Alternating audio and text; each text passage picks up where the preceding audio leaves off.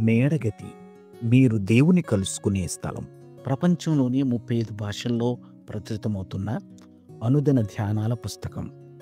తెలుగు భాషలో 1953 సంవత్సరం నుండి నేటి వరకు, అనగా గత 72 సంవత్సరాలుగా నిరాటంకంగా ప్రచురితమవుతూ 3 తరాల క్రైస్తవ పాఠకులను దేవునితో తమ అనుదిన నడకలో బలపరుస్తున్న అనుదిన ధ్యానాలు.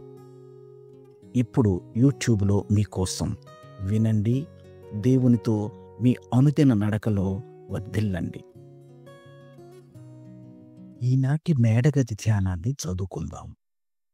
మంగళవారం, ఫిబ్రవరి 25, 2025.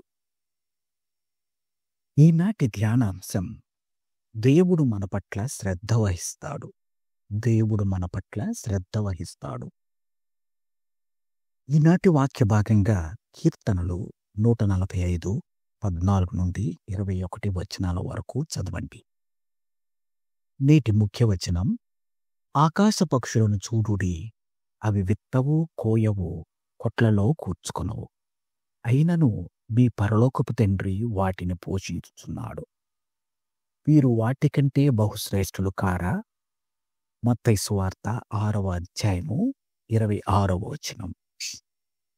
నా భార్య గర్భవతి అని తెలిసినప్పుడు నాకు ఎంతో ఉత్సాహంగా అనిపించింది. తర్వాత ఆమె గర్భంలో కవల పిల్లలున్నారని తెలిసినప్పుడు వారి అవసరాలన్నిటినీ నేను తీర్చలేనేమోనని చింతపడ్డాను. 8 నెలల తర్వాత జెదిద్యా మరియు నోవా పుట్టారు. వారి మొదటి 2 సంవత్సరాలు బహు కష్టంగా గడిచాయి. వారు నెలలు నిండకుండానే పుట్టారు కనుక వారిపై అధిక శ్రద్ధ చూపాల్సి వచ్చింది.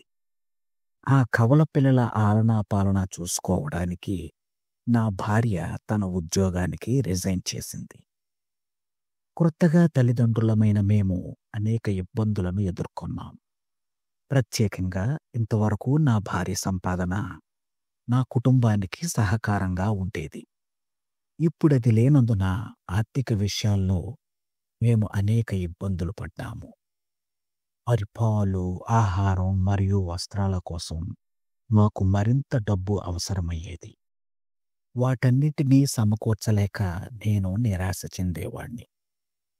మన పరలోకపు తండ్రి ఆకాశ పక్షులను కూడా పోషిస్తాడని యేసు ప్రభు చెప్పిన మాటలను తలపోసుకోవడం ఆ సమయంలో నన్ను బలపరిచింది. దేవుడు అద్భుతంగా మా అవసరాలన్నిటినీ తీర్చాడు.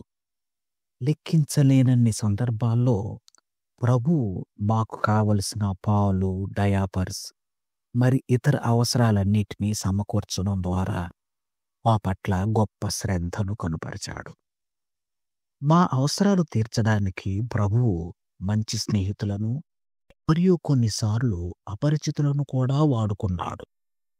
నిజంగా దేవుడు ఆకాశ పక్షుల కంటే మన పట్ల అధిక శ్రద్ధ చూపుతాడు.